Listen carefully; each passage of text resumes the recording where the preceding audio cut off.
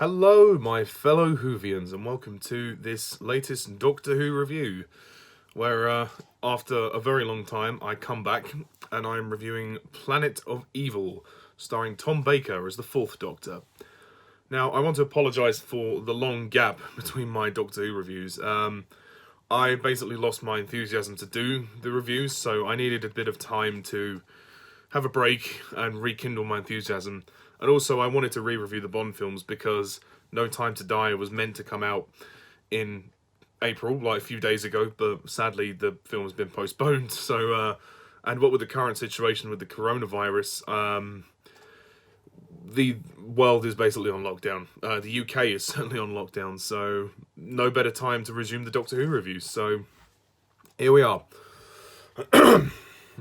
Okay.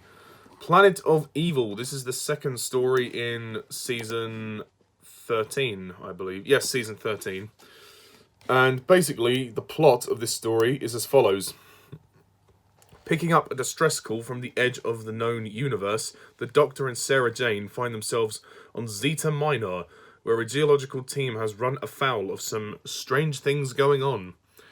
That's basically the general premise of the plot. So, Planet of Evil, well, I have to confess, this is not a very good Doctor Who story for me. This story tends to get a very mixed reception among the fandom, as to what I can gather. And I just don't really care for this story very much.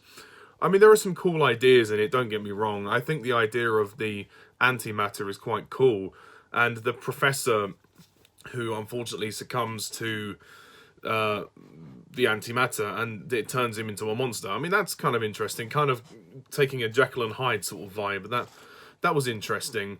But beyond that, the story is just boring, plodding. There is nothing going on. It's a completely generic, forgettable Doctor Who story. It's not terrible. It's not awful. It's just dull. And that's my biggest criticism of this story, is that it's dull. I found it kind of boring to watch. I mean, to be fair, it's not the slowest Doctor Who story in the world. I've seen worse. I've seen slower. It's only 4 parts long, so that's quite good. So it's over pretty quickly. But generally speaking, it's just not very good. It's just not very interesting, to be honest. And I don't think the visual effects are very good either. I mean, don't get me wrong. I know that the show is on a very tight budget, but even the effects of the antimatter monster, even they aren't very good, which is a real shame. They're really not great. The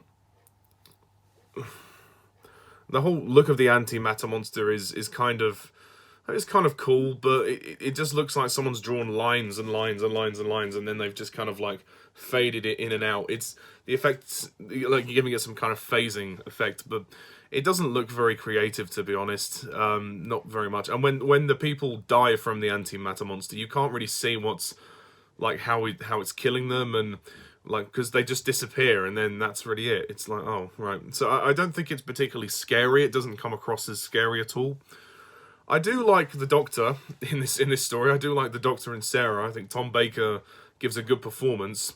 Although there's quite a few times in the story where he's injured and he's lying down and he's kind of wounded. There's this moment when he falls down into a black hole. Not an actual black hole, but just a black pit, sorry. And, I mean, there's some good lighting effects there. And Tom Baker's expressions are very good. And he is still quite funny and charming as the Doctor.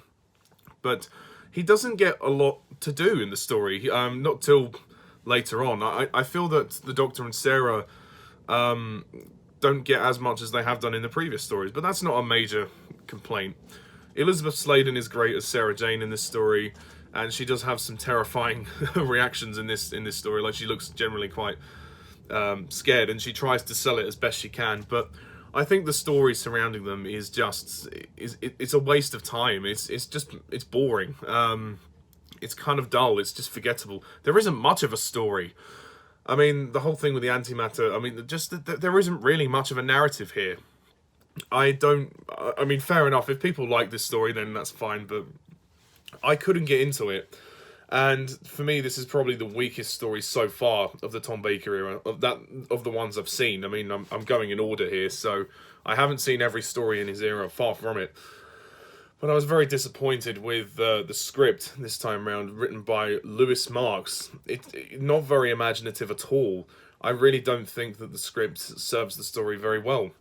I will say, what does serve the story very well is the production design. The story looks fantastic. The spectacle of the story is great. The planet that they go on, the kind of, what's it called? Zeta Minor. Yeah, the Zeta Minor planet looks great, and the kind of swamp jungle looking place that they arrive on is really quite good. And there are some nice colours and production design there. It looks very realistic.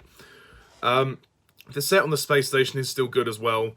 I don't care at all for the crew that are on there. I don't think any of them are interesting. I mean, you've got what's his name? Salamar. He turns out to be the dick of the crew who tries to execute the Doctor and Sarah Jane. He's well played by Prentice Hancock, but he's not much of a villain. He doesn't get really a lot to do until the later half of his screen time, and then he's dispatched of like that. He gets killed very quickly. So I thought the final confrontation could have been built up a bit more. Like the Doctor manages to save the Professor Sorensen just too easily. Like he just too easily manages to solve this problem. I think it's something to do with the Doctor making a deal with the antimatter or something. And that's it. It's a very unimaginative ending. I just didn't find it very compelling, to be honest. The other character is Wisniewski. He's the older soldier in this story, and him and Salamar sort of fighting over the chain of command. I mean, it's interesting up to a certain point, but even he's not a particularly great character. And the others are just there. The ones that die, are kind of interesting. But, I mean, again, this story is just very dull, boring. It doesn't go anywhere. That's the thing. It doesn't go anywhere. You could skip this story and you wouldn't really be missing all that much. It's not really that tense. It's not exciting. I mean, the actor that plays Sorensen, Frederick Jaeger, or Jaeger, I don't know how you say that. He's good. He has to do some kind of Jekyll and Hyde performance, which is interesting. But, it's not really explored enough. I feel like they should have had him change a lot sooner. The first part of the story is kind of, it's kind of boring. It just leads up to them discovering the antimatter monster. And the whole concept of the antimatter is kind of interesting, but it's not taken very far. And I mean, this is just it's a very underwritten story. I think that's the problem. There's no weight to it, and there's no tension. There's no excitement to it. It's just, to me, it was boring, and I couldn't get into it. I don't think it's terrible. I don't think it's awful, but it was just kind of meh. That's all I felt from it. The direction by David Maloney is okay, I suppose. He directs it fine. I mean, he pieces it together well, but out of the four-parters, this is one of the most boring four-parters I've watched. It's a shame, and it's not one of Tom Baker's best stories. The producer, Philip Hinchcliffe, he does an alright job, I suppose, but really, this story is not very good. It's not very good, and I don't know what else to say. I'm going to score this story a 5 out of 10.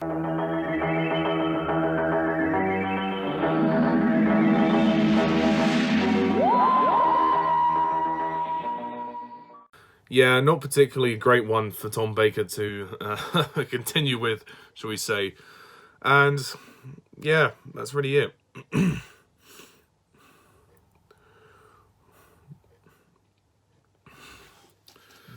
mean, don't get me wrong, the whole Jekyll and Hyde vibe of the story is nice, but the story amounts to diddly squat. So, yeah, that's kind of it for Planet of Evil. Not really much to talk about with this one. So, next time on Doctor Who Review, I'm going to be reviewing the Pyramids of Mars. Pyramids of Mars, which is a very popular story, so I look forward to that. And, yeah, once again, I apologise for the break in these reviews, the long break, but I'm in a position where I have the time to actually review Classic Who, being in isolation and being in lockdown, and I actually have the time to regain my enthusiasm for the show, so I hope that's okay. Yeah, what do you think of Planet of Evil? Please leave your comments down below, let me know what you think. Stay tuned next time when I review the Pyramids of Mars, and until next time, see ya.